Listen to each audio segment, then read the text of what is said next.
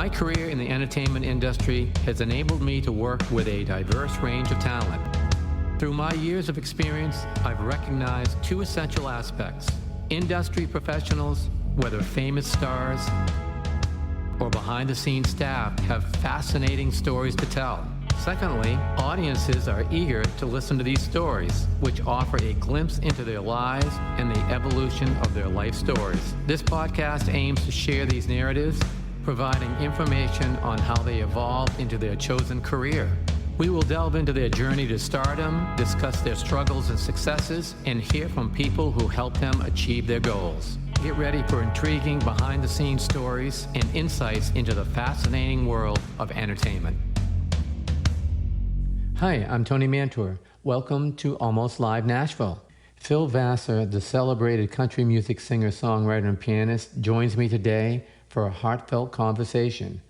Known for his hits like Just Another Day in Paradise and Carlene, as well as penning chart toppers for artists like Tim McGraw, Phil's soulful melodies and relatable storytelling have left a lasting mark on Nashville. We'll dive into his remarkable journey, including 2 years of profound readjustment following a near-fatal heart attack, exploring life, music, and stories that will give a discussion I think you'll truly enjoy. It's a conversation that I thoroughly enjoyed having, and it's a pleasure to have him here. So before we dive into our episode, we'll be right back with an uninterrupted show right after a word from our sponsors. Thanks for coming on. Absolutely. Thanks for having me. Yeah. Oh, it's my pleasure. So I understand that this year is the 25th anniversary for one of your songs. Yeah, it's the 25th anniversary of my first record. And I was having hits for years before that. So it's kind of crazy, isn't it? To think about. To coin a phrase, you go from singer-songwriter to actually singer-songwriter, only this time on a label as an artist. Yeah, right. Before we dig too deep into your artistry as a singer-songwriter, I understand that you had a life-altering scare here a couple of years ago. Mm-hmm. I've heard because of what happened to you, you're a huge advocate now for heart health. Can you expand on a little bit of what you went through? I had what's it called? Sudden death, I think that's what it was. My heart just stopped beating. And so I didn't have a heartbeat for a long time, for 20, 30 minutes or so, first time. And then they got me going. And, I'm a healthy person. I worked out every day and I never ate fried food or anything like that. I mean, I'm just telling you, it was just genetic is what they said, and so. I heard that you said you died twice on the table. So how are you feeling now? I feel great now. I feel wonderful. Singing better and all that stuff. I was really, really, I was struggling just to live, Yeah, and I'm so glad that you're doing well now. Quick question though. You didn't have the heartbeat and you said that you had died twice. Did you have any out-of-body experience like some have? I've been asked that a lot and I don't remember anything. I have nothing. I didn't talk to Jimi Hendrix or anybody or, which would be cool. I just was really, really struggling. I was having a hard time breathing, having a hard time, in general. I was always had this puffer. I'm just like, I can't breathe. I was tired all the time and struggling, so it was just so severe that it took me having a heart attack, dying to really fix everything. They cleaned up everything and my doctor was great. I mean, I went to Vanderbilt, of course, and we're lucky to have great hospitals in Nashville. We are. We have great doctors, great hospitals. So we're very, very fortunate. Oh, you're not kidding. So it was great. I mean, it wasn't great for a while, but I was at Shepherd Center for a while. In Atlanta, 6 months or whatever, and then came back home. I heard after you got through all that, you had to learn how to walk again, play piano again, and get back into the regular things. Well, it was just, I didn't do anything really. When I came to, I was in a wheelchair, of course, and they were kind of explaining to me what happened. And I was going, what, what happened? I said, how did I have a heart attack? I said, I worked out and I did all this stuff. And my doctor was like, it doesn't matter. It doesn't matter. Bad genetics. And he said, you were in, probably good enough shape just to survive the onslaught. I don't know, but I feel different now. I feel very calm. I was very stressed, and I don't know if it was just physical, I think, mostly. Well, we are talking about the music business. And there's that. Yeah, that's for sure. So, how did you handle it mentally? I mean, you had to rebuild, you had to relearn things. How did that whole process work, and what kind of a journey was it for you? Yeah, it was interesting, and I think I didn't try to rush back or anything. I really missed playing music. I really did. So I was kind of excited just to the same year at the end of the year I got to play some shows, play a few shows, and just to be able to just I don't know. You just need that feeling that you get when you play music and with your friends. And I feel great now. I feel better, and every day I'm just kind of feeling better. That's just so good to hear that you're doing that well. Now, after you got back to working, performing, how did that change, or did it change anything in the way that you performed? Well, I think, on stage, I think I'm pretty much the same. I don't do flips or backflips off the piano or any of that anymore, but I mean, I still run around, and I think I was so ganked up. I didn't know. I was kind of jumping around, jumping off pianos and doing flips. And so maybe it's better now that I'm a little bit calmer.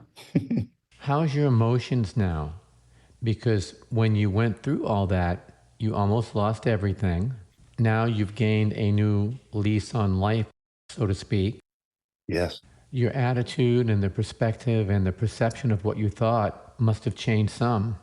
I think so. I mean, I do. I think, when when you're in the heat of the fight, I was writing every day, back in the 90s or whatever. Couldn't get anybody to like what I did. I had to kind of take control of what I was doing. I had to take control of, I opened my own club. I opened a restaurant. I did that stuff. So I'd have a place to play, and I didn't have to deal with sleazy club owners.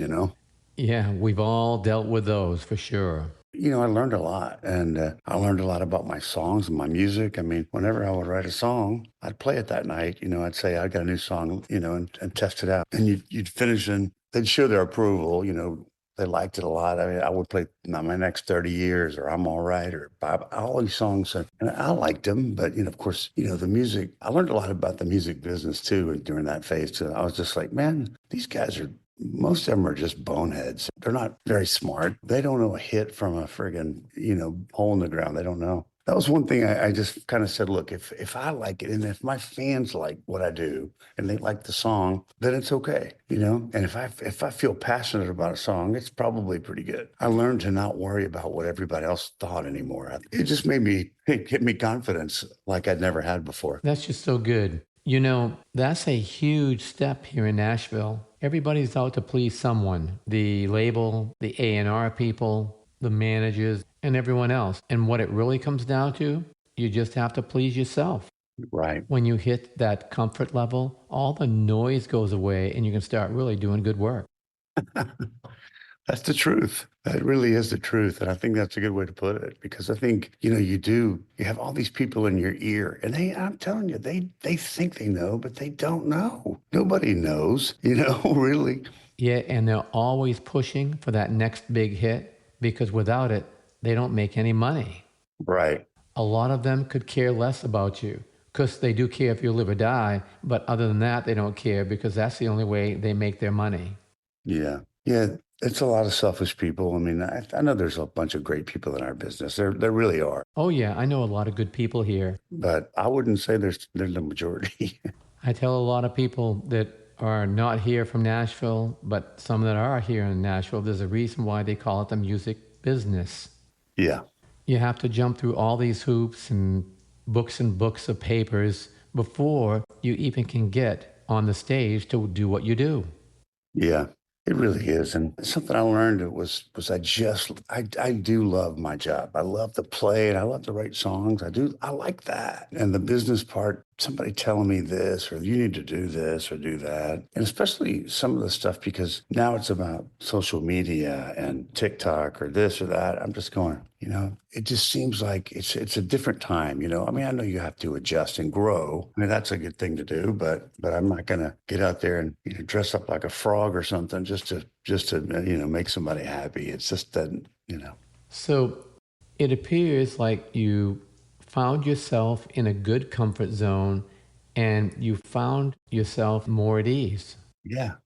By finding that, Did you find yourself looking at everything a little bit differently than you had before? Absolutely.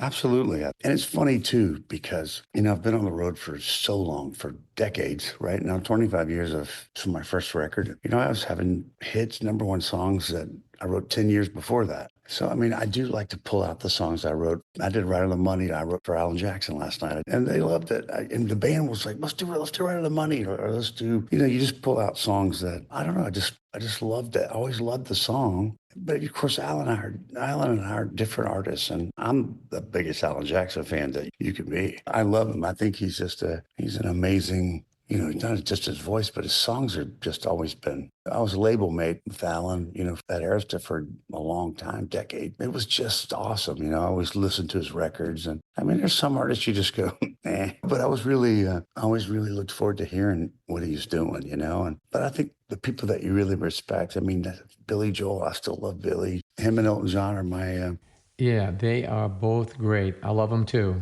yeah, you know what I'm saying? They're the guys. And I just remember meeting Elton John for the first time. And he was just great, and this was before I had any cuts or record deal, but I was playing in my bar and I had such a following. And Nigel Olsson, of course, came and played with me one night and sat in with me several nights. And it was just, I'm like, what in the world? But he was such a great guy. But when Elton did his concert in Nashville for Dee Murray, when he passed away, he did a thing at the Opry House, and Lisa Olson, Nigel's wife, was a fan. Come see me play and all that, and so you got to meet Elton. You've got to meet, and he'll love it. So when I met him and went backstage and hung out with him, and it was amazing.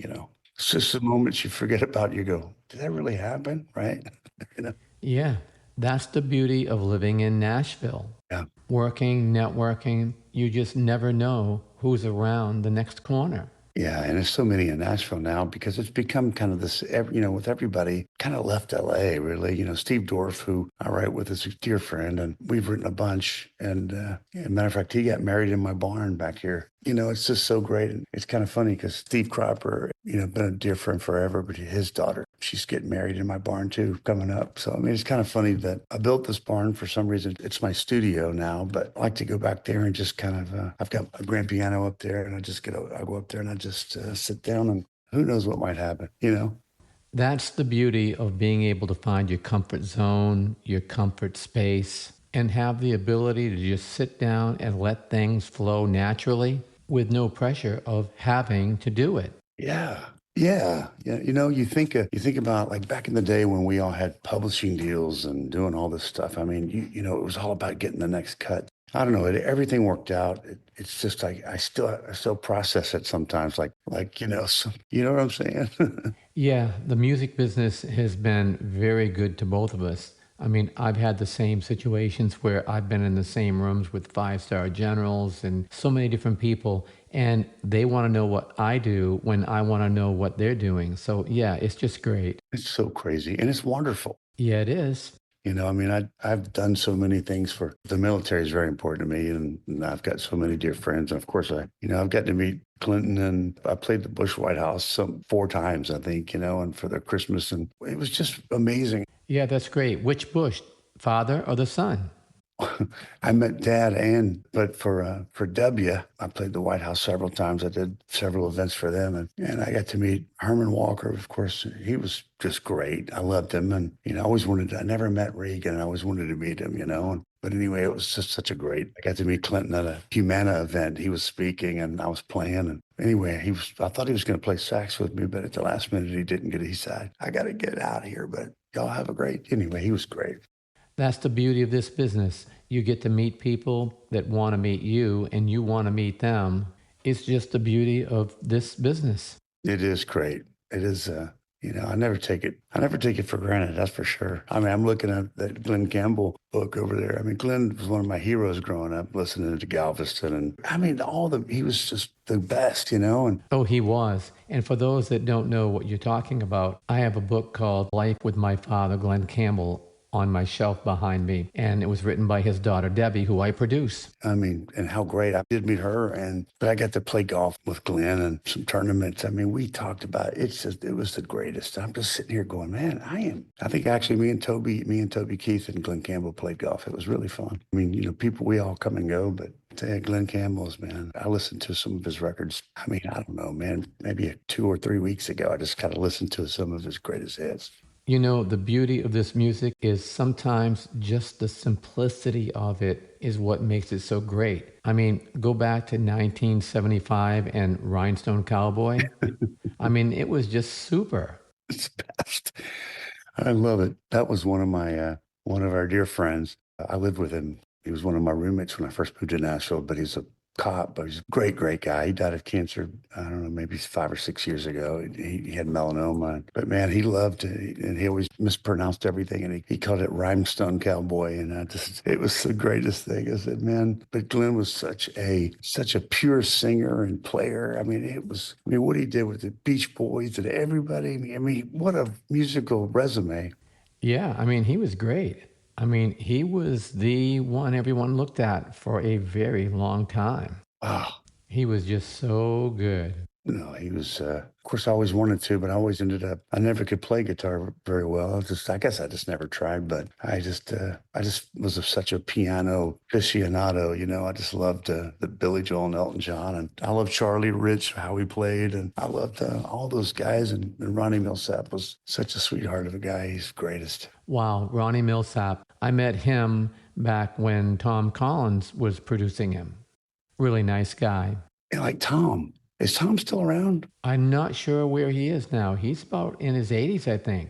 Yeah, because Tom, I mean, music grows so different, now, of course. And I mean, Bob Beckham, remember Bob? Do you remember him at all? Yeah, I sure do. I mean, it was the greatest. I would just, and he turned me on to like the Billy Swan records, and he played me all this stuff. He said, you gotta hear this. And he'd take me back it was just so great. I mean, I think you've had a very similar experience to like I have. You grew up with all these icons. Then you have them reaching out to you, whether they're calling you or their management's calling you, saying, you know what? We have to do a project together sometime. Yeah.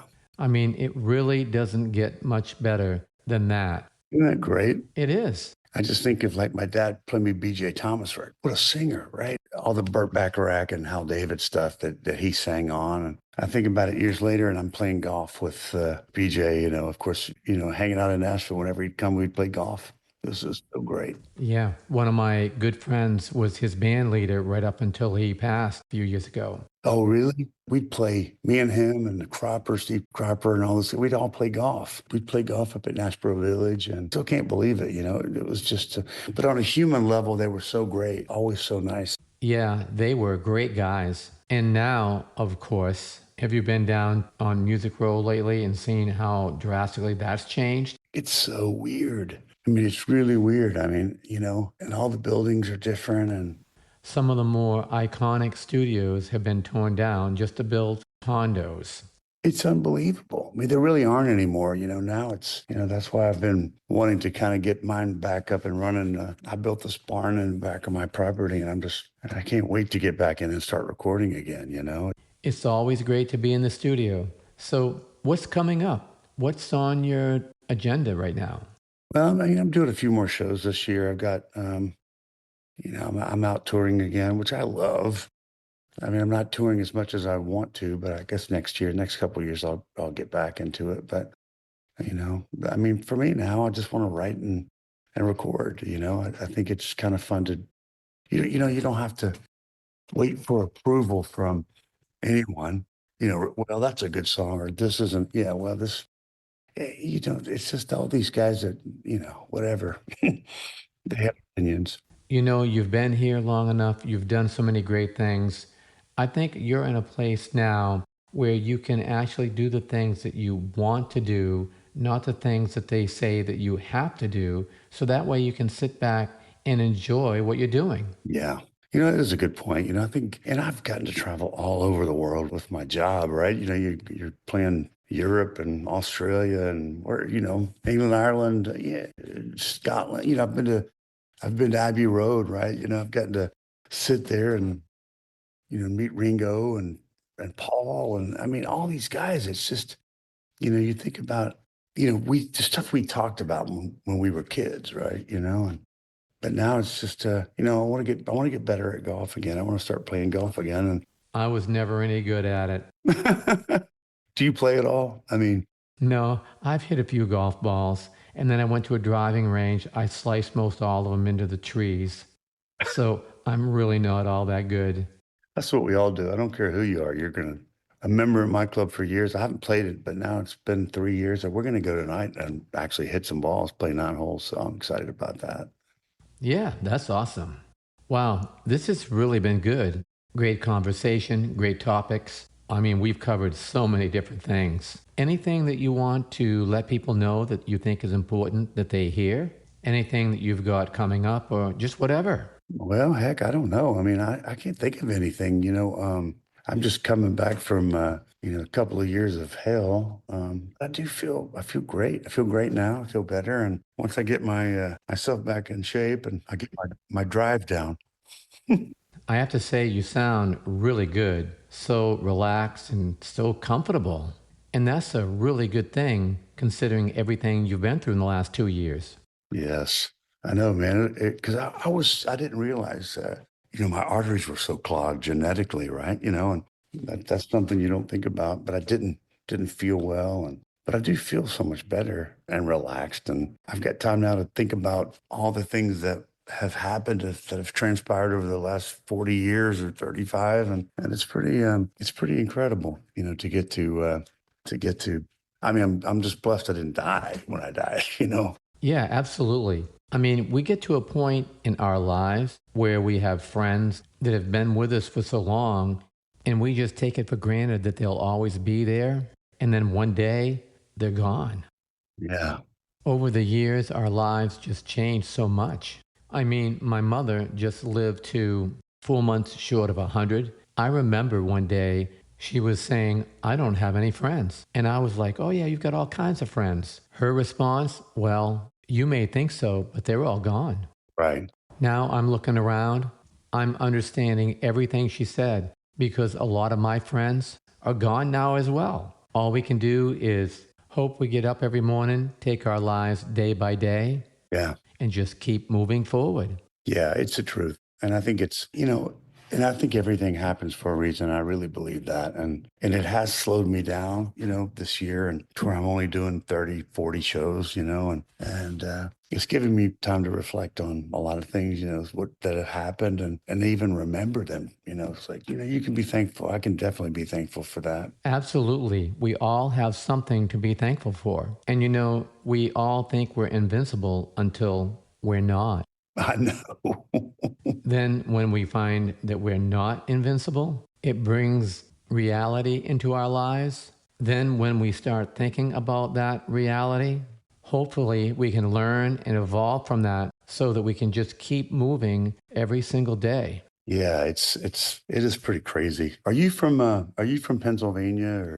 No, I'm originally from Maine. Oh, Maine. Okay. Yeah, I heard a couple of things you said. You sounded like around Pittsburgh or North. I knew it was up there somewhere. I love Maine. Yeah, I was born and raised in Maine. I traveled back and forth recording here in Nashville during the time I was working with Ronnie, and then ultimately before I moved here. I don't know, do you remember Bob Millsap and Gary Paxton? Of course. Yeah. I was working with them, they were producing me, and Bob became my mentor. And because of them, that's when we had a conversation and they talked me into, and it was a good move, of moving to Nashville. That's when I got into production, development, and management, and ultimately my record label. Right. Bob was a huge help. He got sick and moved away, and he told me, just remember one thing. You can use my name to get through any door, but when you close it, you're on your own. Yeah. Nashville has been very good to me. I cannot complain one bit. Cool, man. I mean, Nashville is a fun town. I mean, of course, it's grown so much. It's hardly recognizable, but It's the mini LA. yeah, yeah, good grief. I was hoping to never be that, but I mean, it's like I said, of course, a lot of my buddies are from LA have moved to Nashville, so it's good. I mean, at least I don't have to go there. Yeah, that's for sure. I always hate it when I go to LA. Well, this has been great. Great conversation, just laid back and I've really enjoyed this. I know, man. I love it. I tell you, it's just, but anyway, let's do it. Let's stay in touch. And I think I'm going out this week. I don't have many shows right now. So I'm around. Yeah, that sounds great. When you get back, let's touch base. That sounds wonderful. I love it, buddy. Well, it's been great. I really appreciate you coming on. Well, thanks, brother. And we'll talk soon. Absolutely. Thanks again.